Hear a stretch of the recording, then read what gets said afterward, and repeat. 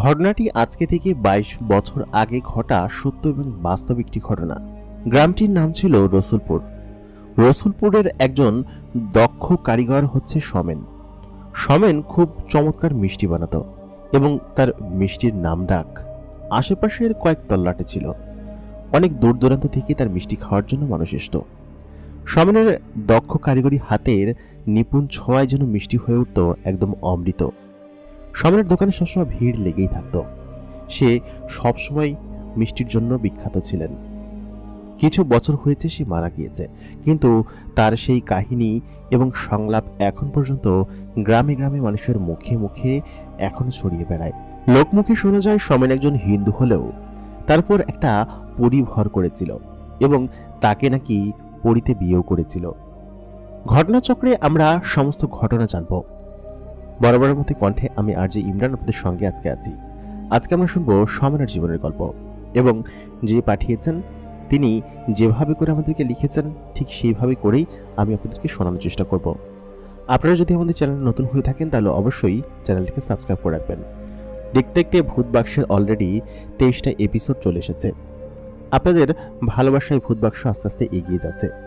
আপনারা সবাই আমাদেরকে বেশি বেশি করে সাপোর্ট করবেন। তাহলে চলুন বেশি কথা বলবো না, আমরা সরাসরি ঘটনায় চলে যাই। আপনারা দেখছেন ভূত বাক্স বাই আরজে ইমরান। রসুলপুর গ্রামের বাজারের শেষ মাথার দোকানটা হচ্ছে সমেনের। তার মিষ্টির ব্যবসা বহু পুস্ত ধরে এবং তার মিষ্টি এই এলাকায় সকলে পছন্দ করে। সকাল থেকে সন্ধ্যা পর্যন্ত তার মিষ্টির দোকানে ভিড় লেগেই থাকে এবং এরকম করেই বহু বছর ধরে চলে আসছে। সমেনের বাড়িতে তার স্ত্রী, তার বাবা এবং মা এবং এক দাদা নিয়ে থাকেন। সমেন ছোটবেলা থেকেই পড়াশোনায় বেশ পারদর্শী ছিলেন না, যার কারণে তার পড়াশোনার হাত খুব একটা বাড়েনি। ছোট থেকেই তার বাপের সঙ্গে দোকানে বসে এই মিষ্টির ব্যবসায় করতেন। সমেনের হাতে ছিল যেন জাদু থাকার কারণে তার মিষ্টিগুলো হতো অসম্ভব স্বাদের। যেদিন থেকে সমেনের সঙ্গে ঘটনাগুলো ঘটা শুরু করে সেদিন আমি সেদিন থেকেই বলছি। সেদিন ছিল এক আমাবস্যার রাত। সমেন তার মিষ্টির দোকানটা বন্ধ করে বাড়িতে যাবে। প্রত্যেক দিনই এমনটা হয় যে মিষ্টির দোকান বন্ধ করে একটু তাড়াতাড়ি বাড়িতে ফিরতে পারলে তার ভালো হয়, কিন্তু মিষ্টি বিক্রির চাপ এত বেশি থাকে যে সে খুব দ্রুত সামলে উঠে বাড়িতে যেতে পারে না। সমেনের স্ত্রী অবশ্য বকাবকি করে যে এত মিষ্টি বিক্রি করে হবে কি, যদি তাড়াতাড়ি বাড়িতে না ফিরতে পারো, সারাদিন দোকান করো, বাড়িতে একটু সময় দাও না। এমনকি সাপ্তাহিক বন্ধের দিনেও সমেনকে দোকানে পার করতে হয়। এই কারণে সে চিন্তা করলো আজকে দ্রুত ফিরবে। সমেনের দোকানের যে কর্মচারীগুলো ছিল তারা অনেক আগেই বেরিয়ে গিয়েছে। দোকান সবকিছু ঝাড়টর দিয়ে তারা বেরিয়ে গিয়েছে। সমেন ক্যাশে বসে সমস্ত কিছু হিসাব মেলাচ্ছিল। সকালে চলে যাওয়ার কারণে পুরো বাজার ফাঁকা। অনেকটা রাত হয়ে গিয়েছে। রাত তখন প্রায় 11:30 হবে। আর তৎকালীন সময়ে রাত 11:30 মানে অনেক রাত, যেহেতু গ্রামগঞ্জে তখন বিদ্যুতের খুব একটা ব্যবস্থা ছিল না। সমেন একটা কুপি জ্বালিয়ে সেটা দিয়েই সে হিসাব করছিল। তার দোকানে বিদ্যুৎ থাকলেও সেই সময়টাতে বিদ্যুৎ ছিল না, লোডশেডিং ছিল, যার কারণে একটা হারিকেন জ্বালিয়েই তাকে হিসাবপত্র করতে হচ্ছিল। দোকানের শাটারটা হালকা একটু নামানো, যার কারণে বাইরে থেকে কেউ দোকানের ভিতরে ঢুকতে পারবে না। আচমকা সমেন খেয়াল করলো যে শাটারটা হালকা একটু উপরে উঠে গেল এবং সমেন বাইরের দিকে তাকাতেই খেয়াল করলো কেউ একজন বাহিরে থেকে ভেতরে আসার চেষ্টা করছে। সমেন তখন হাঁক দিয়ে বলল, কে কে বাইরে? মিষ্টি শেষ, আজকে বাজারটা বিক্রি বন্ধ, হিসাব ক্লোজ করে দিয়েছি, কালকে আসেন ভাই। তাই বলে সে আবার হিসাব নিকাশে মনোনিবেশ করলো, কিন্তু সমেন খেয়াল করলো শাটারটা যেন উপরের দিকে উঠেই যাচ্ছে। সমেন একটা ধমক দিল। ধমকটার সঙ্গে সঙ্গেই শাটার ওঠানো বন্ধ হয়ে গেল। খানিক্ষণ বাদে সমেন যখন আবার হিসাবে মনোযোগ দিল, সে খেয়াল করলো শাটারটা আবার অনেকখানি উপরে উঠে গিয়েছে এবং একজন মানুষ প্রবেশ করার মতো যথেষ্ট ফাঁকা হয়েছে। সে খেয়াল করলো বাহিরে কেউই নেই এবং সে অনেকটা অবাক হয়ে বলল, কে বাইরে? এরকম করে আমার সঙ্গে ফাজলাম করা হচ্ছে। সমেন ক্যাশটা ফেলে বাইরে গেল। বাইরে যাওয়ার পর দেখলো পুরো বাজার ফাঁকা, কোনো জনমানব নেই, আর এত রাতে বাজারে মানুষজন থাকারও কথা না। সমেন আশপাশটা তাকালো। তাকিয়ে যখন হঠাৎ করে ভেতর থেকে একটা অদ্ভুত রকম শব্দ আসলো, শব্দটা মিষ্টি খাওয়ার শব্দ ছিল। সে যখন ভেতরের দিকে গেল তখন খেয়াল করলো যে র্যাক থেকে একটা আস্ত মিষ্টির প্লেট নিচে পড়ে গিয়েছে। অবাক কাণ্ড, কারণ যে গ্লাস দিয়ে মিষ্টির সেই ট্রেটা বাঁধানো ছিল বা যে তাকটা ছিল, সেই তাকের ভেতর থেকে অটোমেটিক্যালি গ্লাস সরে মিষ্টি পড়ে যাওয়া তো একদমই অসম্ভব ব্যাপার। সুমন খেয়াল করলো যে কেউ একজন এখানে ছিল এবং মিষ্টি খাওয়ার শব্দ সে পেয়েছে, কিন্তু এখানে কেউ নেই। সে এসে চমকে গেল এবং নিচে মিষ্টি পড়া অবস্থায় দেখে সে সত্যি ভয় পেয়ে গেল এবং ভয় পেয়ে সঙ্গে সঙ্গেই সে সারাটা নামিয়ে দিল, কারণ এটার ভেতরে কে ঢুকেছিল? কোনো বিড়াল বা অন্য কোনো কিছু? খানিকক্ষণ বাদে সুমন খেয়াল করলো তার দোকানের পেছন সাইড, যেটা দিয়ে তার রান্নাঘরে যেতে হয়, সেই রান্নাঘরের সাইড থেকে একটা বিড়াল মেয়ামা করে বেরিয়ে গেল। তারপর সুমনের মনে যেন একটু পানি আসলো, কারণ হচ্ছে সুমন ভয় পেয়ে গিয়েছিল যে এত রাতে কে আসবে এখানে। যদিও তেমন কেউ আসার নেই, সে স্বাভাবিকভাবে দোকান বন্ধ করে ওইদিনকে চলে গেল। তবে ওই ঘটনা কেন যেন তার মনের ভিতরে বারবার দাগ কাটছিল। কি ছিল জিনিসটা, এবং কেনই বা এইরকম শাটার খুললো এবং শাটার খোলার পরে কাউকে দেখতে পেল না, অথচ ভেতর থেকে কেউ মিষ্টি খাচ্ছিল, সেরকম শব্দ সে পাচ্ছিল, তাও চাপড় চাপড় করে কেউ মিষ্টি খেলে যেরকমটা হয় ঠিক তেমনটা। এর 2 দিন পরে ঠিক একই সিচুয়েশন। দোকানে বিদ্যুৎ নেই, কর্মচারীরা সকলে চলে গিয়েছে। সুমন ক্যাশে বসে সমস্ত হিসাব মেলাচ্ছিল, কারণ হিসাব প্রত্যেক দিনেরটা সুমন প্রত্যেক দিন মিলিয়ে ফেলে। সুমন খেয়াল করলো যে আজকেও কেউ যেন শাটার তোলার চেষ্টা করছে। গতদিন তার সঙ্গে এরকম ঘটনা ঘটেনি। এর কারণ হচ্ছে গতদিন তার কর্মচারী এবং সে একই সঙ্গে বেরিয়েছে হিসাব ক্লোজ করে, যার কারণে সে একা ছিল না, কিন্তু আজকেও সে একা। এবং সে খেয়াল করলো কেউ একজন শাটার টোকা দিচ্ছে এবং সেটা ওঠানোর চেষ্টা করছে। সুমন আবার বলল কি যে বাইরে কে কে বাইরে? মিষ্টি বন্ধ বিক্রি, এখন মিষ্টি নেই, আর যে মিষ্টি আছে সে মিষ্টি আপনাকে দেওয়া যাবে না, আপনি চলে যান, হিসাব ক্লোজ করে দিয়েছি। কিন্তু বাহিরে থেকে তখন কেউ সারা শব্দ করছিল না। সুমন আবার হিসাব নিকাশে মনোনিবেশ করলো, কিন্তু সে খেয়াল করলো সারাটা এক ধাক্কায় উপরে উঠে গেল এবং বাহিরের দিকে যখন তাকালো দেখলো কি যে সেখানে কেউই নেই। তার চোখ একদম ছানা পড়া হওয়ার মতো অবস্থা, কারণ কেউ যদি শাটার তোলেও তাকে তো বাইরে দেখা যাবে, তাই না? কিন্তু সেখানে কাউকে সে দেখতে পেল না। তারপর সে যখন হিসাব নিকাশে মনোনিবেশ আবার করতে লাগলো, সে মনে করলো হয়তো শাটারটা এমনি এমনি খুলে যাচ্ছে, কারণ গতদিনও তো এরকম হয়েছে। সে খেয়াল করলো আবারও মিষ্টির চপর চপর শব্দ আসছে, কেউ মিষ্টি খাচ্ছে। সুমন সামনে তাকিয়ে কাউকেই দেখতে পাচ্ছে না। আচমকা সুমন যখন তাকালো দেখলো কি যে দূরে একটা কালো জামা কাপড় পরা কেউ একজন দাঁড়িয়ে আছে এবং শাটার সরিয়ে মিষ্টি খাচ্ছে। সুমন দেখে সঙ্গে সঙ্গে রেগে গেল, রেগে গিয়ে বলল, কে আপনি? কে মশাই? কোনো কথা নেই বার্তা নেই, দোকানের ভিতর ঢুকিয়ে মিষ্টি খাওয়া শুরু করে দিয়েছেন, আপনি কে? লোকটার কোনো প্রতিক্রিয়া হলো না। সুমন সঙ্গে সঙ্গে ক্যাশ থেকে উঠে সেই লোকটার কাঁধে হাত রাখলো। লোকটা পেছন ফিরে যখন তার দিকে তাকালো, সে দেখে সত্যি অবাক হলো, কারণ অবাক হওয়ার মতো বিষয়, যখনই সুমন তার কাঁধে হাত দিয়েছে তখনই সুমন সামনে থাকা সেই লোকটির আকার গঠন বা শারীরিক যে গঠন ছিল সেটা পরিবর্তন হয়ে গিয়েছে এবং সুমনের সাইজের হয়ে গিয়েছে। কারণ সে যখন দেখেছিল লোকটি বেশ লম্বা ছিল, কিন্তু সে যখন তার কাঁধে হাত রাখলো তখন সেই লোকটি তার সমান হয়ে গিয়েছিল। এবং সে যখন তার দিকে তাকালো সে খেয়াল করলো এ আর কেউ নয়, এ একদম সুমন, মানে তার চেহারার মতোই দেখতে, অন্য একটা অবয়ব আর কি, একদম সেম টু সেম চেহারা। এটা দেখে সে একদম সেন্সলেস হয়ে যাওয়ার মতো অবস্থা এবং তার হাতে থাকা সেই হারিকেনটা নিচে পড়ে গেল। নিচে একদম আগুন ধরে যাওয়ার উপক্রম। কিন্তু সুমন ততক্ষণে হাঁক ডাক করতে শুরু করলো, কিন্তু তার গলা দিয়ে কোনো প্রকার শব্দ বের হচ্ছিল না। তার গা অনবরত ঘেমে যাচ্ছিল, আর সময়টাও ছিল গরমের সময়। তখন সুমন উঠে এক কোণায় বসলো। আগুন ততক্ষণে অনেকটা ছড়িয়ে গিয়েছে। যেই লোকটাকে সুমনের মতো হুবহু দেখতে লাগছিল সেই লোকটা আগুনটাকে তার হাত দিয়ে নিভিয়ে ফেললো এবং নিভিয়ে বলল, আমি তো এটা দিয়েই তৈরি, সেহেতু এটাতে আমার কোনো ভয় নেই। সেটা শুনে সুমন খানিকটা বিস্মিত হয়ে পেছনে সরে গেল। তারপর বলল যে আমাকে কিছু মিষ্টি খাওয়ান। সুমন অনেকটা চিন্তিত করে সে ভয়ে ওইখান থেকে চলে যাবে নাকি যাবে না সেটাই ভাবতে লাগলো। কিন্তু এই লোকটা কে এবং উনি এখানে কেন এসেছেন? কোনো ভূতপ্রেত হবে মিষ্টি খাওয়ার জন্য এসেছে, এ কথা সুমন মনে মনে ভাবছিল। ঠিক তখনই সুমনের মতো দেখতে ওই অবয়বটা তাকে বলে উঠল যে আপনি কি ভয় পাচ্ছেন? সেটা কোনো পুরুষালী কণ্ঠে না, সেটা একটা মেয়েলি কণ্ঠে বলে উঠল। সুমন বেশ খানিকটা বিস্মিত হলো, কারণ তার মতো হুবহু দেখতে যে লোকটা তার সামনে দাঁড়িয়েছিল কালো পোশাক পরা, সেই লোকটা মেয়েলি কণ্ঠে তার সঙ্গে কথা বলছে। সুমন তখন তাকে বলল যে আপনি কে, অনেকটা সাহস জুগিয়ে। তারপর সেই লোকটি, যাকে কিনা দেখতে একদম সোমেনের মতো ছিল, সে তার রূপ পরিবর্তন করে ফেলল। রূপ পরিবর্তন করে একটা বৃদ্ধ মহিলায় রূপান্তর হলো।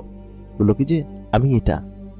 সেকেন্ডের মধ্যে আরেকটা পুরুষ মানুষের রূপান্তর হয়ে গেল এবং সে মেলি কণ্ঠে কিন্তু পুরুষ মানুষের মতো বলছে আমি এটা। তারপর সোমেন বলল, আপনি কি? আমি আসলে বুঝতে পারছি না, আপনি কি চাচ্ছেন আমার কাছে? আপনি কি আমার এখানে মিষ্টি খেতে এসেছেন? আপনি যত মিষ্টি খেতে চান খেতে পারেন। তারপর সেই লোকটি সেই টেবিলের উপর যে বসলো, যেখানে আসলে সাধারণত কাস্টমাররা মিষ্টি খায়। সোমেন উঠে হাত কাঁপতে কাঁপতে তার মিষ্টির যে ট্রেটা ছিল সেটা এনে সেই লোকটির সামনে বসাতে যাবেই ঠিক তখনই খেয়াল করলো তার সামনে অসম্ভব মায়াবতী এক সুন্দরী তরুণী বসে আছে। সোমেনের চোখ একদম ছানা বড়া হয়ে গেল। তখন সে আবার বলতে লাগলো, আপনি কে বলুন তো? আপনি ক্ষণে ক্ষণে রূপ বদলাচ্ছেন, আপনি কি কোনো ভূত বা প্রেতাত্মা? আমি আসলে বুঝতে পারছি না। মেয়েটি তখন তার অরিজিনাল কণ্ঠে, মানে যে কণ্ঠে সে এতক্ষণ কথা বলছিল সেই কণ্ঠেই ওই মেয়েটির শরীর, যে মেয়েটির শরীর সে ইতিমধ্যে নিয়ে এসেছে, তার মতো করে কথা বলছিল। বলল কি যে এটা আমার আসল রূপ, আমি এটাতে থাকতে পছন্দ করি এবং আমি একটা পরিজিন, মানে হচ্ছে মেয়ে জিন। এই কথা বলার পর সোমেন খানিকটা ভয় পেয়ে এখান থেকে সরে গেল। জিন জাতি সম্পর্কে তার বন্ধুদের কাছে শুনেছে, এটা তো মুসলিম ধর্মের একটা জিনিস আর কি, সেটা কি বাস্তবে কখনো সম্ভব? এটা সোমেন তাকে জিজ্ঞেস করলো যে আপনারা তো মুসলিম জাতির এক জন্তু, তাই না? কিন্তু সেটা কি বাস্তবে আছে? তখন সেই মেয়েটি বলে উঠল, কেন, বাস্তবে কি আমাকে দেখা যাচ্ছে না? আমাকে চিনতে পারছেন না?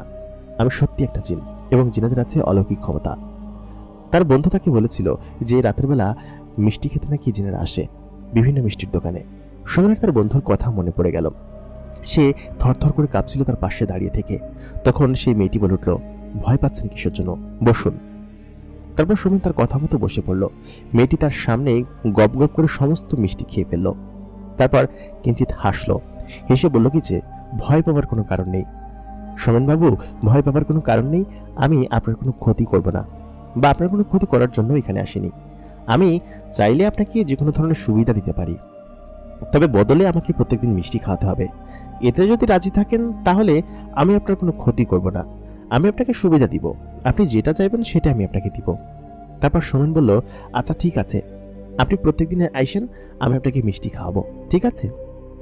সোমেন যে অনেকটা ভয় পেয়েছে সেটা মেয়েটা বুঝতে পেরেছে এবং সেই মেয়েটা বলল, আমার নাম ইল্লান এবং আমি এই অঞ্চলে বহুত বছর ধরে বসবাস করছি। তবে তোমার দোকানের মিষ্টির হাক ডাক আমি বেশ কিছুদিন আগ থেকেই শুনেছি। আমি সাধারণত মানুষের দুনিয়ায় মিষ্টি খেতে আসি না, তবে তোমার দোকানের নাম ডাক শুনে আমি তোমার দোকানের মিষ্টি খেতে আসলাম। পাশাপাশি তোমাকে দেখাও হয়ে গেল। তবে তুমি মানুষটা ভালো, তোমাকে দেখে আমার পছন্দ হয়েছে। আমি কালকে আবার আসবো। এটা বলে সে বলল কি যে পানিটা নিয়ে আসো। পানি আনতে যখন সোমেন সামনে গেল এবং পানি এনে পেছনের দিকে যখন তাকালো, সে দেখতে পেল সেই মেয়েটা সেখানে নেই। সত্যি সত্যি মেয়েটা একটা জিন ছিল।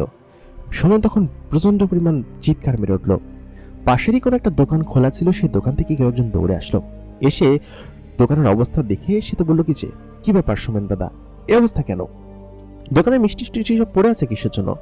তাকে দেখে সোমেন সঙ্গে সঙ্গে সেখানে অজ্ঞান হয়ে গেল। সোমেন যে অনেকটা ভয় পেয়েছে সেটা বলার উপেক্ষা রাখে না।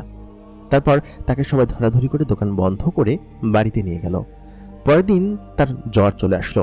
সোমেনের স্ত্রী তার গায়ে জলপট্টি দিতে লাগলো এবং সেই ডাক্তার বলল কি যে এ কালো জ্বর, এ সহজে যাবে না, তুমি তার খেয়াল করো যেন তাড়াতাড়ি জ্বর চলে যায়। কালো জ্বর খুব সাধারণত যেতে চায় না। একজন তান্ত্রিক এসেও ঠিক তাই বলেছে। আর হিন্দু ধর্মের ভিতরে তন্ত্রমন্ত্র এই জিনিসগুলো খুব বেশি চলন ছিল তখন।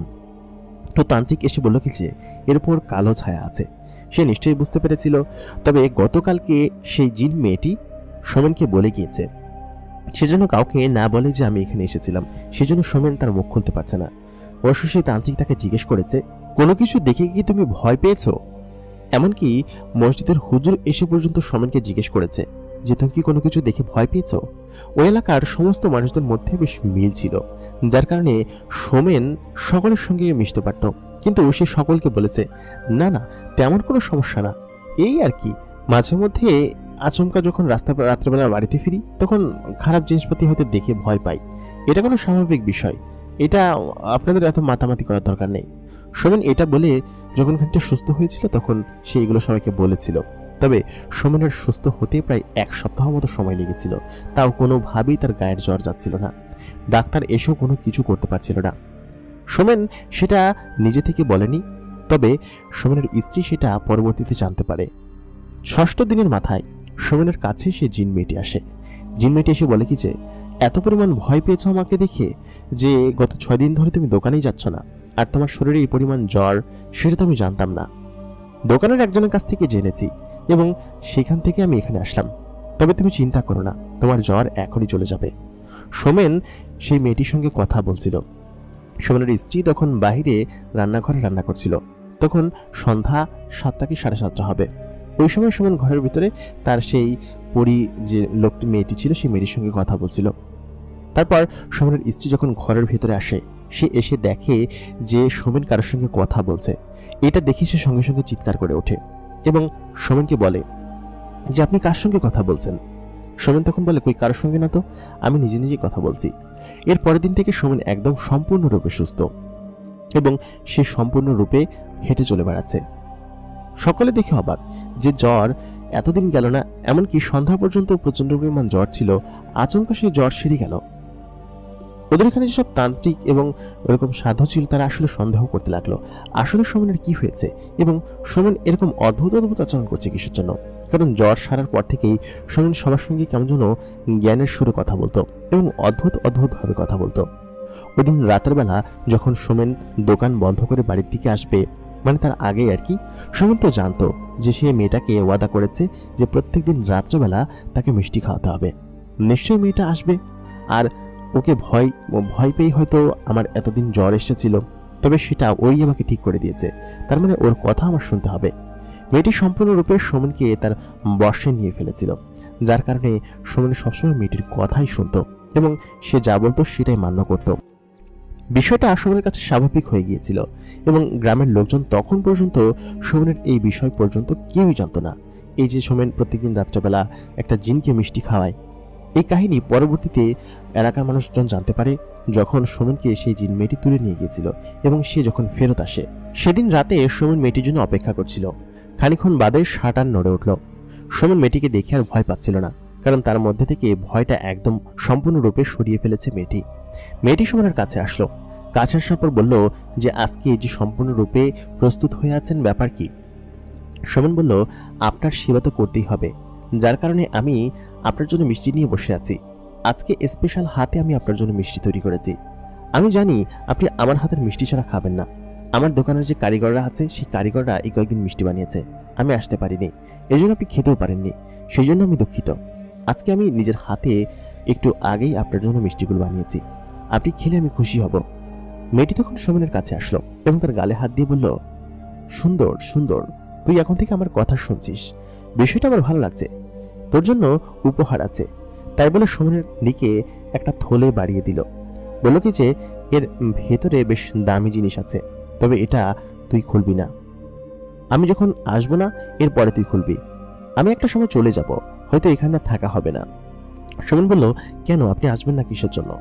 তারপর সে মেয়েটি জিজ্ঞেস করলো যে, এখানে আসলে বোধহয় তুই খুশি হোস। সোমেন বলল, হ্যাঁ, আপনি আসলে আমার ভালো লাগে এবং আপনি অনেক সুন্দর। এই কথা বলার পর মেয়েটি হেসে দিল। হেসে দিয়ে বলল, এটা আমাদের আসল রূপ নয়, আমাদের আসল রূপ দেখলে তুই হয়তো ভয় পাবি, এই জন্য আসল রূপে আমি তোর সামনে কখনো আসিনি। তবে তোকে আমার পছন্দ হয়েছে, তুই মানুষটা বেশ সরল সোজা এবং ভালো মানুষ।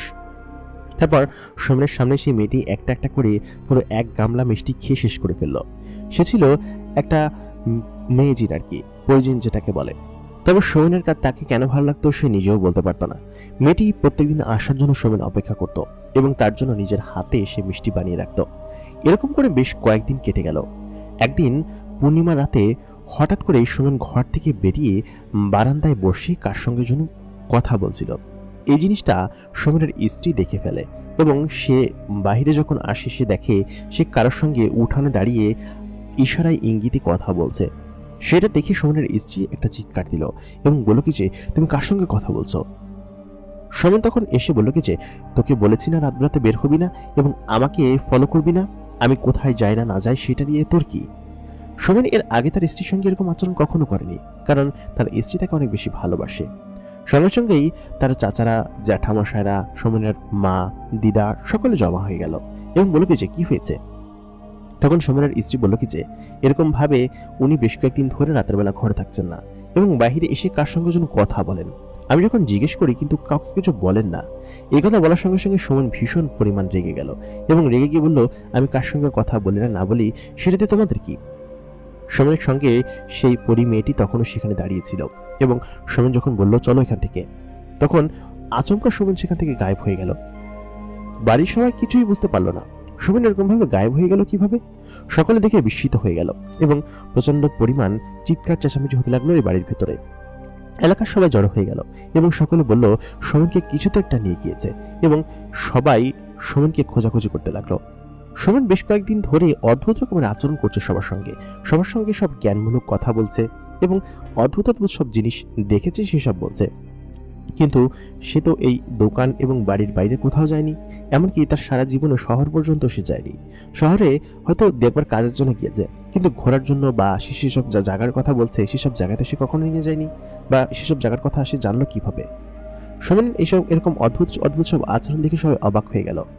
আসলে ঘটনা ঘটেছে কি, যেদিন রাতের বেলা যখন মেয়েটি মিষ্টি খেতে এসেছিল, ওদিন মেয়েটি সঙ্গে করে সোমেনকে নিয়ে গিয়েছিল তাদের জগতে এবং সেখানে গিয়ে নানান ধরনের জিনিস দেখিয়েছে এবং তার পরের দিন থেকে সোমেন রাত হলেই সেই মেয়েটির সঙ্গে বিভিন্ন জায়গায় ঘুরতে যায় এবং বিভিন্ন জিনিস দেখে বেড়ায়।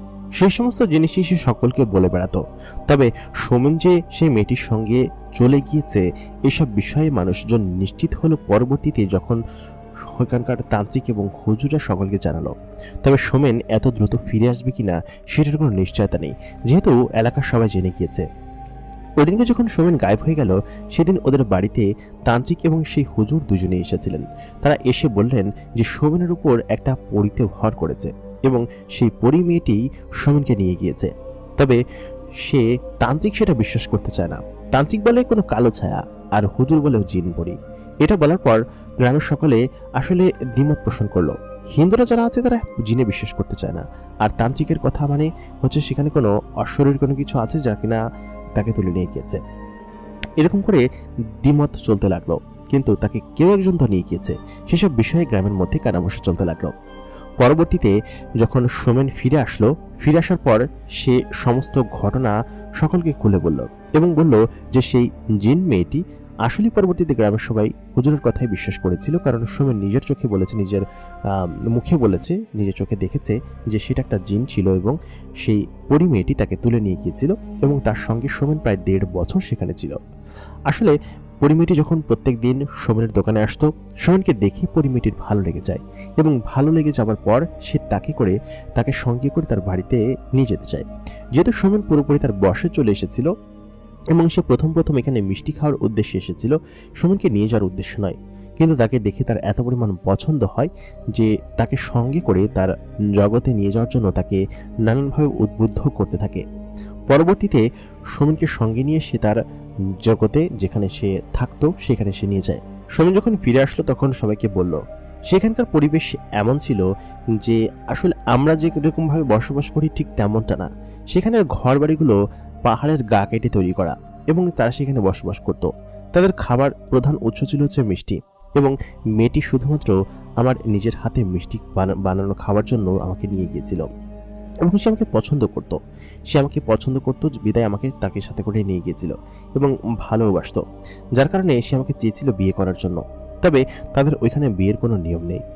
যে কোনো মানুষ চাইলে, জিন চাইলে কোনো পুরুষ অথবা মহিলা নিয়ে থাকতে পারে, এরকম সিস্টেম আর কি। তো মেয়েটি আমাকে তার সঙ্গেই নিয়েছিল এবং তার সঙ্গে ওরকম করেই তার সাথে রেখেছিল। তবে এই কয়েকদিন আমি আমার নিজের মধ্যে ছিলাম না। সে আমাকে কিরকমভাবে বশে করে ফেলেছিল। আমি জানতাম যে আমার পরিবার আছে, বাবা মা আছে এবং আমি একজন হিন্দু, আমি চাইলেই তার সঙ্গে চলে যেতে পারি না। তবে সেই মেয়েটি এরকম কোনো জিনিসই আমাকে বুঝতে দেয়নি বা অনুভব করতে দেয়নি। সে সবসময় আমাকে আমার দ্বারা কাজ করাতো, আমাকে দিয়ে সে যা ইচ্ছা তাই করিয়ে নিত এবং বলতো যে এটাই আমার ঘর এবং এখানেই আমাকে থাকতে হবে। কিন্তু আচমকা একদিন কি হলো, সে আমাকে বলল তুমি এখান থেকে চলে যাও। তারপর সে আমাকে এখানে নামিয়ে দিয়ে গেল। এর বাহিরে আমি আর কিছু জানি না আমার সঙ্গে সেখানে কি ঘটেছে না ঘটেছে। তবে সেই মেয়েটি বলেছে সে কোনো মানুষ না, সে হচ্ছে একটা জিন এবং সে নিয়মিত আমার দোকানে মিষ্টি খেতে আসতো এবং প্রথম দিন থেকে শেষ দিন পর্যন্ত যা যা ঘটেছিল সমস্ত কিছুই গ্রামবাসীকে বলা হলো এবং বলল কি যে এই জিন মেয়েটি এরকমভাবেই আমার দোকানে মিষ্টি খেতে আসতো এবং আমাকে সঙ্গে করে তার দেশে নিয়ে গিয়েছিল। সোমেনের স্ত্রী এই বিষয়টা শোনার পরে মানে সে তো আগে থেকে সন্দেহ করেছিল, তবে গ্রামের মানুষ বা বাড়ির মানুষজন তাকে বিশ্বাস করেনি। তবে পরবর্তীতে আসার পর সোমেনের স্ত্রী সমস্ত কথা বিশ্বাস করে। সোমেনের স্ত্রী তাকে বলে কি যে তুমি ফিরে এসেছো সেটাই ঢের, এবং সেই হুজুর সোমেনের হাতে একটা তাবিজ বেঁধে দেয়, একটা মন্ত্র সম্বলিত তাবিজ, দোয়া সম্বলিত তাবিজ। বলল যে এই তাবিজটা যেন সে আর কখনো না খোলে।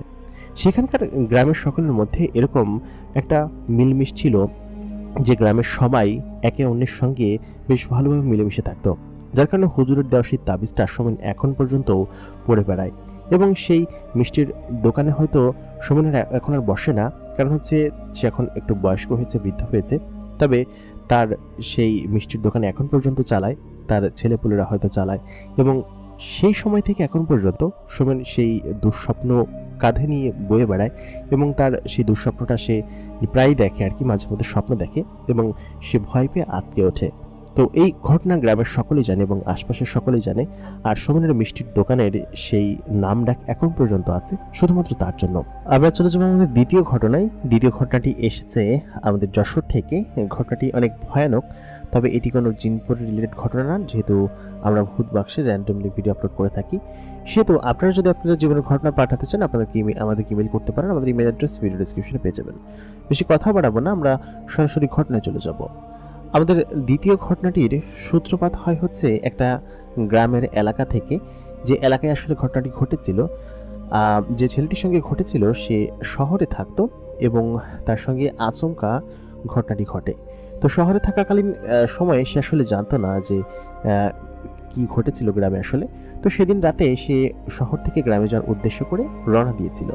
তো সে যখন তার গ্রামের বাজারে নামলো তখন রাত প্রায় 12:30 বা 1টার কাছাকাছি হবে। তো ওই সময়টাতে সাধারণত 2004-05 সালের যে সময়টা, ওই সময়টাতে আসলে গ্রামের যে পরিবেশটা, রাত্রিবেলা বাজারে তেমন গাড়ি ঘোড়া থাকতো না। তো সেই হিসাবে তার হেঁটেই বাড়ি পর্যন্ত যেতে হবে। তো সে বেশ খানিকক্ষণ অপেক্ষা করলো, কারণ অনেক মানুষ থাকে যারা কিনা ঢাকার বাসের জন্য অপেক্ষা করে। ঢাকা থেকে কোনো বাস আসলে সেই বাসের যেসব যাত্রীরা থাকে সেই যাত্রীদেরকে নিয়ে তারা আসলে বাড়ির দিকে যায় বেশি ভাড়া পাওয়ার লোভে।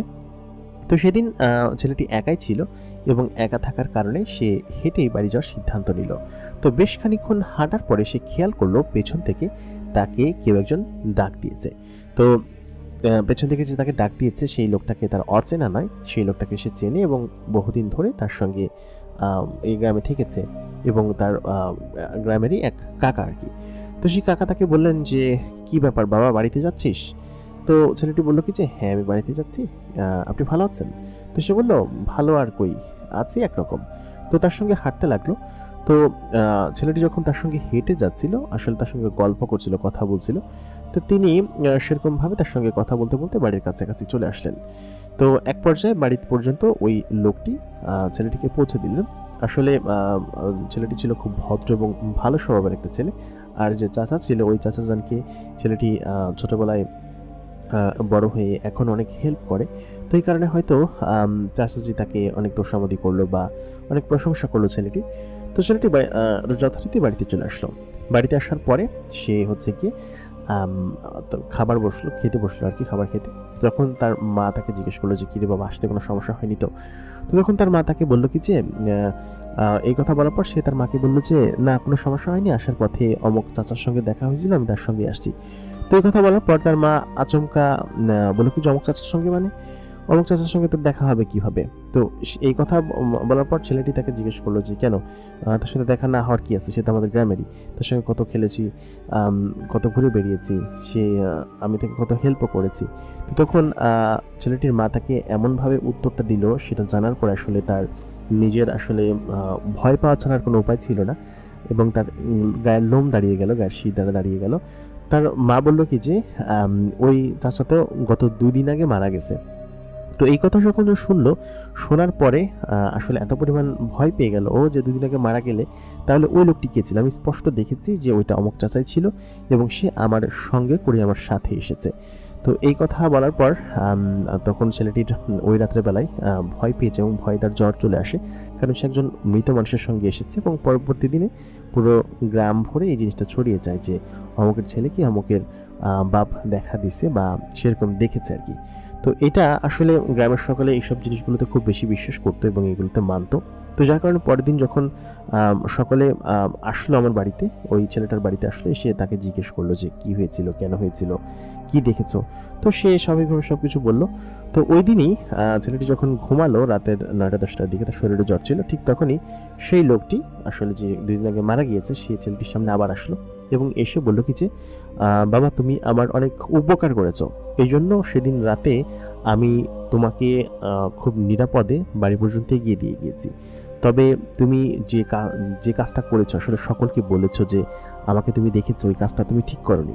তবে তোমাকে আমি ক্ষমা করে দিচ্ছি, কারণ হচ্ছে তুমি আমার অনেক উপকার করেছিলে, এই কারণে যদি না করতে তাহলে তুমি তোমাকে ক্ষমা করতাম না। এই জন্যই আমি তোমাকে দেখা দিয়েছিলাম এবং তোমাকে সাক্ষাৎ বিপদের হাত থেকে বাঁচিয়ে আমি এই পর্যন্ত তোমার বাড়ি পর্যন্ত এনে দিয়েছিলাম, কারণ ওই রাতে তোমার বিপদ হতো এবং খারাপ যেসব দুষ্টু আত্মারা আছে এবং যেসব দুষ্টু জিনিসপাতি আছে, ভয়ানক জিনিস, সেসব তোমাকে ক্ষতি করার চেষ্টা করতো। তো তুমি এই কথা আর কাউকে বলো না, বললে তোমার ক্ষতি হবে।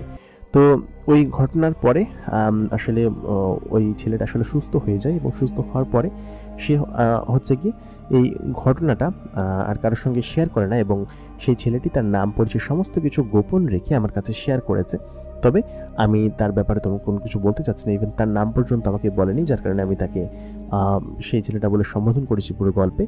এবং সে নাকি এখন পর্যন্ত সেই ঘটনার জন্য আসলে অনেক ভয় পায় এবং বললে আসলেই সেই লোকটি তার কোনো ক্ষতি করবে কিনা, বা সেই লোকটি মারা যাওয়ার পরেও কীভাবে বেঁচে ফিরলো, বা কিভাবে তার সামনে দ্বিতীয়বার দেখা দিল, বা সে আসলে মারা গিয়েছে নাকি তার প্রেতাত্মা আশেপাশে দিয়ে ঘোরাফেরা করছে শুধুমাত্র তাকে দেখা দিয়েছে, এই বিষয়টা সম্পর্কে আসলে সে জানতো না এবং বুঝতো না, এখন পর্যন্ত বোঝে না।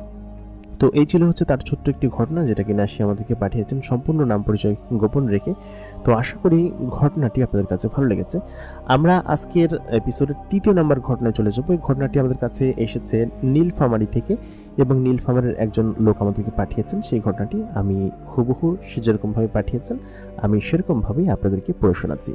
আপনারা দেখছেন ভূত বাক্সময় আরজে ইমরান, বরাবর মতোই কণ্ঠে আমি আরজে ইমরান আপনাদের সঙ্গে আছি এবং আমাদের সঙ্গে থাকুন। তাহলে চলুন বেশি কথা না বলে আমরা 3 নাম্বার গল্পে চলে যাই।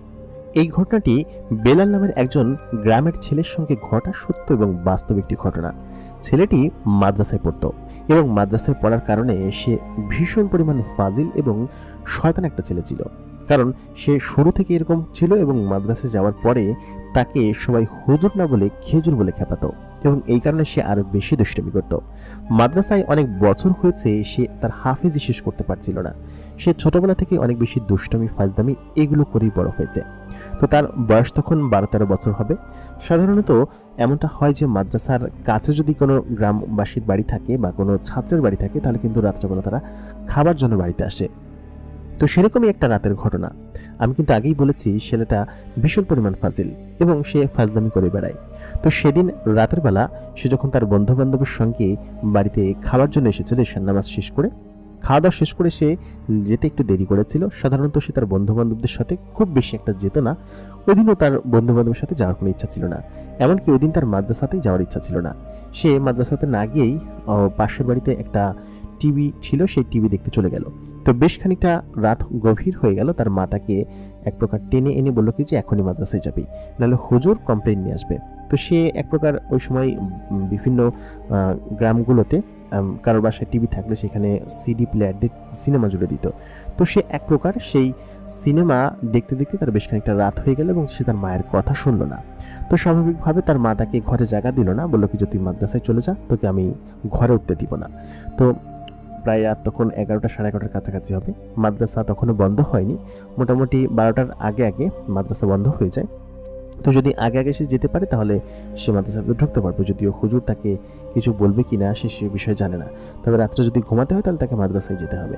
তো সে যেটা করলো, ওইখান থেকে বেরিয়ে সে দ্রুত মাদ্রাসার দিকে গেল। তার মাকে অনেকবার বলেছে যে মা দরজা খোলো, কিন্তু সে কোনোভাবেই দরজা খোলেনি আসলে, কারণ দরজা খোলারও কথা না, কারণ ছেলেটা যেহেতু ফাজিল ছিল সেহেতু সে এখানটাই ঘুরে ফিরে বেড়াবে। তো সেহেতু সে মাদ্রাসার দিকে চলে গেল আর কি। তো যাবার পথে একটা জায়গায় তার হচ্ছে গিয়ে বাথরুম পেল আর কি, প্রস্রাব পেল। তো সে সেখানে দাঁড়িয়ে কোনো কিছু না ভেবে পশ্চিম দিক ফিরে একটা গাছ ছিল, আসলে যে রাস্তাটা ছিল সেই রাস্তা থেকে নিচের দিকে রাস্তা নেমে গিয়েছে আর কি। তো সেখান থেকে যদি কেউ হিসু করে তাহলে সেটা কি একদম ওইখানকার যে একটা গাছ আছে সেই গাছের উপর দিয়ে একদম নিচে পড়বে এরকম একটা জায়গায়। তো সেখানে দাঁড়িয়ে সে একদম পশ্চিম দিকে দাঁড়িয়ে সে প্রস্রাব করতে লাগলো। তো এরকম অবস্থায় কেউ একজন আচমকা চিৎকার দিয়ে উঠলো এবং বললো কি যে কেড়ে কেড়ে এরকম করলি, কোন শয়তান, মানে একটা গালি দিয়ে ওকে এরকমটা করলো। তো ও তখন নিচে যে কেউ বসে আছে, ও ভেবেছে কোনো মানুষ বা কেউ বসে আছে, ওর এটা ইয়ে করার ফলে সে তো ভিজে গিয়েছে। তো ও ওইটা করার পরে ও ভীষণ মজা পাচ্ছিল এবং সে আরও বেশি করে ওইটা করতে থাকে এবং সেই জিনিসটার গায়ের উপর সে ওই প্রস্রাবটা করতে থাকে। তো বেলাল আসলে বুঝতে পারেনি যে নিচের জিনিসটা কি ছিল বা সে কার উপর এরকমটা করছে, সে আসলে খুব আনন্দ পাচ্ছিল ওইটা করে। তো তারপর সে ওইটা করার শেষে ওইখান থেকে ভো দৌড় দিয়ে চলে গেল মাদ্রাসার দিকে, কারণ হচ্ছে মাদ্রাসার দিকে না গেলে ওই জিনিসটা হয়তো বা ওই লোকটা তাকে হয়তো তাড়া করবে। অনেক সময় হয় আবার কি, এই ব্রিজের করে অনেকে মাছ ধরার জন্য বসে। তো বেলাল সেমন কোনো কিছু মনে করেছে যেখানে মাছ ধরার জন্য কেউ হয়তো বসেছে। তো তারপর সে যখন মাদ্রাসায় গেল, ওই দিন রাতে তার কোনো সমস্যা হলো না, কারণ মাদ্রাসার ভিতরে তার কোনো সমস্যা হওয়ার কথাও না। তো এর পরের দিন যখন সে রাত্রেবেলা খাওয়ার জন্য বাড়িতে যাচ্ছিল, ঠিক তখনই কেউ একজন তাকে পেছন থেকে সজোরে লাথি মারে এবং লাথি মারার সঙ্গে সঙ্গে সে নিচে পড়ে যায় এবং লাথির জোরটা ছিল অনেক বেশি এবং খুব ব্যথা পেয়েছে। সে উঠে গালাগালি শুরু করলো আর কি। সে যদিও একজন হুজুর ছিল, তবুও তার মুখ দিয়ে সবসময় গালাগালি বের হতো। তো সে গালাগালি করলো। গালাগালি করার পরে সেই জিনিসটা আরও বেশি রেগে গেল যে তাকে লাথি মেরেছিল এবং অদৃশ্য কোনো হাত তার শরীরের উপর বারবার আঘাত করছে এবং তাকে লাঠি সোটা দিয়ে মারছে বা লাথি মারছে। তো বেলাল তখন বুঝতে পারছে না আসলে কে তাকে মারছে। তখন সে আবার সেই জিনিসটাকে জিজ্ঞেস করলো যে কে তুই, কেন আমাকে মারছিস? তো সেই জিনিসটা বললো কি যে তুই গতকালকে আমার সঙ্গে যা করেছিস এর কোনো ক্ষমা নেই, তোকে আমি সারা জীবন এরকম শাস্তি দিয়ে দিয়ে মারবো। তো বেলালকে আবার একটা লাথি মেরে সে ওখান থেকে চলে যায়। চলে যাওয়ার পর বেলাল তো কান্না করতে করতে বাড়ি যায়। বেলাল তখন 12-13 বছরের একটা ছেলে। তো সে বাড়িতে যাওয়ার পর তার আব্বাকে বলে যে এরকম কেউ একজন তাকে মারছে। তো তার ছেলেকে কে মারছে, তার আব্বা অনেক অদ্ভুত ধরনের লোক ছিল, তার ছেলেকে কে মারছে এটা ইয়ে করার জন্য সে কালকে মাদ্রাসায় গেছে যে তার ছেলেকে কে মারছে। তো মাদ্রাসার কেউ তো এরকমটা করেনি। সেহেতু হুজুর কাছে বিচার দেওয়ার পরে বলে কি যে আপনার ছেলেই বরঞ্চ মানুষকে মেরে বেড়ায়, ওকে তো কেউ মারবে না। তো ওই দিনকের পর থেকেই বেলাল যখনই ঘুমিয়ে থাকে, রাত্রেবেলা যখন ঘুমায়, কেউ তাকে নিয়ে টানাটানি করে, কেউ তার গায়ে পানি ঢেলে দেয়, বা দুপুরবেলাও যদি সে ঘুমায় কেউ তার গায়ে পানি ঢেলে দেয়, তাকে আচমকা এক জায়গা থেকে নিয়ে অন্য জায়গায় ফেলে দিয়ে আসে। ধরুন সে বারান্দায় শুয়ে আছে, তাকে কেউ ট্যাঙ্কদোলা করে তুলে নিয়ে অন্য একটা জায়গায় নিয়ে শোয়া রেখে আসছে। তো এটা সে কয়েকদিন ধরেই টের পেয়েছে যে এটা এমনটা করে তার সঙ্গে, বিশেষ করে মারধর করে যখন, তখন তার ভীষণ ব্যথা লাগে। তো সে আসলে যখন মারধর করে তখন সেই লোকটিকে জিজ্ঞেস করে যে আপনি কে এবং কেন আমাকে মারেন। তো আসলে বেলালের এই জিনিসগুলো সম্পর্কে তার নিজস্ব কোনো ধারণা বা আইডিয়া ছিল না। এর কিছুদিন পরে বেলাল প্রচণ্ড পরিমাণে অসুস্থ হয়ে পড়ে এবং যখনই সুযোগ পেত তখনই বেলালকে ধরে মারত, তার সঙ্গে নানান ধরনের জিনিস করতো, তাকে ধাক্কা দিয়ে ফেলে দিত। ইভেন তাকে রাত্রেবেলা নিয়ে এক জায়গায় থেকে নিয়ে অন্য জায়গায় যখন রাখা শুরু করলো, তখন আর কি হুজুরদের টনক নড়লো যে আসলে বেলালের সঙ্গে নিশ্চয়ই খারাপ কোনো কিছু আছে এবং বেলালের সঙ্গে খারাপ কোনো কিছু করার চেষ্টা করছে এই জিনিসটা। তো তখন বেলালের আব্বা মা বুঝতে পারে এবং হুজুররাও বুঝতে পারে যে বেলালের সঙ্গে খারাপ কিছু আছে। তো তাকে নজরে রাখার জন্য ওই রাতে তাকে একা রেখে হুজুররা অবজার্ভ করে। তো খেয়াল করে রাত তখন প্রায় 1:30-2টার কাছাকাছি হবে। ওই টাইমে বেলাল যখন ঘুমাচ্ছিল তখন আচমকা তার শরীরটা নড়ে ওঠে এবং সে আচমকা হাওয়ায় ভেসে ওঠে এবং ভেসে ওঠার পর বেলাল দেখলো কিছু দরজা ভেদ করে বাইরে চলে গেল। তো সকলে মিলে তার পেছন পেছন যেতে শুরু করলো।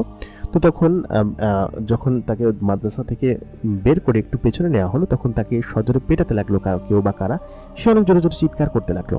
তো তার চিৎকার তো সকলে শুনেছে এবং তার চিৎকার শুনে সকলে সেখানে গেল এবং যাওয়ার পর এক পর্যায়ে দেখে বেলালকে সেখানে ফেলে তাকে এক প্রকার অনেকটা মেরে প্রায় আহত করা হয়েছে, প্রায় আধমরার মতো করা অবস্থা এরকমটা করা হয়েছে। তো তখন হুজুর আর বুঝতে বাকি রইল না যে এরা জিনের কাজ এবং এই জিনেরা বেলালকে পিছু কখনোই ছাড়বে না এবং নিশ্চয়ই বেলাল এদের সঙ্গে কিছু করেছে যার কারণে এরা হচ্ছে কি বেলালের পেছনে লেগে গিয়েছে।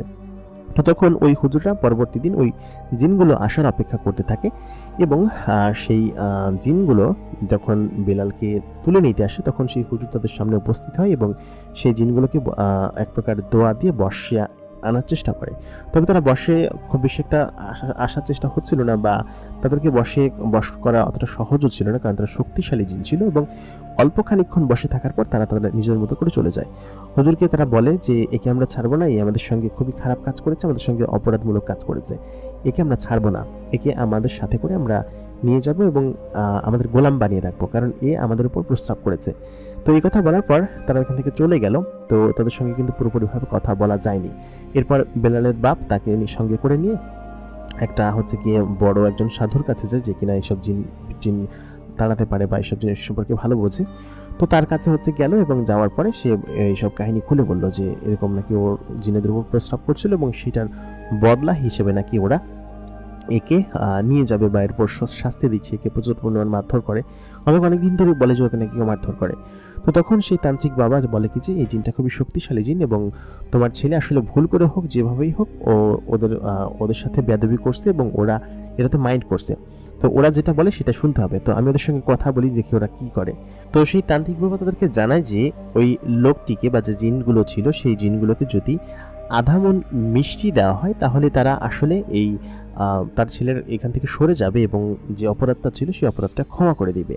তো তখন সেই ছেলেটার বাবা একটু গরিব ছিল, তার আধা মন মিষ্টি জোগাড় করাটা তার পক্ষে একটু কষ্টসাধ্য ছিল।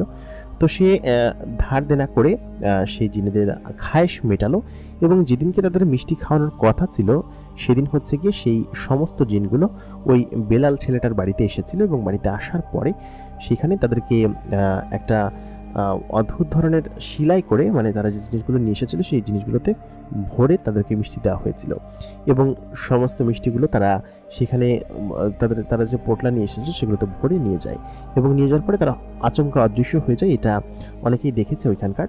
তো গ্রামের অনেকেই ছিল এখানে উপস্থিত। এই ঘটনা আমাদের ওই গ্রামে এখন পর্যন্ত প্রচলিত এবং ঘটনাটি যদিও অনেক আগের, কিন্তু এখন পর্যন্ত সেই ঘটনা অনেকের মুখে মুখে বেড়ায় আর কি। ইভেন সেই বেলাল ছেলেটা হয়তো এখন বড় হয়েছে, তার ছোটবেলার যে ঘটনাটা সে এখন হয়তো আগের মতো দুষ্টু নেই, তবে এই ঘটনাটা অনেকের মুখে এখন পর্যন্ত শোনা যায়। সে অবশ্য আমাদের গ্রামে থাকে না। তো এই ছিল হচ্ছে কি আমার পাঠানো ঘটনা। আশা করি আপনাদের সকলের ভালো লেগেছে। প্রিয় দর্শক, আমাদের সবগুলো ঘটনা আপনারা শুনলেন, এর মধ্যে থেকে কোন ঘটনাটি আপনাদের কাছে ভালো লেগেছে আমাদেরকে কমেন্ট করে জানাতে পারেন। দেখতে দেখতে আমরা 23 নম্বর এপিসোডে চলে এসেছি। আশা করি আজকের এপিসোডটা আপনাদের কাছে ভালো লেগেছে। আর আপনারা যদি আপনাদের জীবনে ঘটনা পাঠাতে চান, যে কোনো ভৌতিক গল্প, ঘটনা অথবা জিনপটি গল্প, আমাদেরকে ইমেল করতে পারেন। আমাদের ইমেল অ্যাড্রেস এই ভিডিও ডিসক্রিপশনে পেয়ে যাবেন। আর বরাবর মতো কণ্ঠে আমি আরজে ইমরান আপনাদের সঙ্গে ছিলাম এবং আপনারা দেখছেন ভূত বাক্স বাই আরজে ইমরান। আপনারা যদি এখন পর্যন্ত আমাদের চ্যানেলটাকে সাবস্ক্রাইব না করে থাকেন, ভিডিওতে কমেন্ট না করে থাকেন, লাইক না করে থাকেন এবং শেয়ার না করে থাকেন, তাহলে এখনই করে দিন। দেখা হবে পরবর্তী এপিসোডে নতুন কোনো ঘটনা নিয়ে, ইমেল এপিসোড নিয়ে। ততক্ষণ পর্যন্ত সবাই ভালো থাকবেন, সুস্থ থাকবেন। খোদা হাফেজ।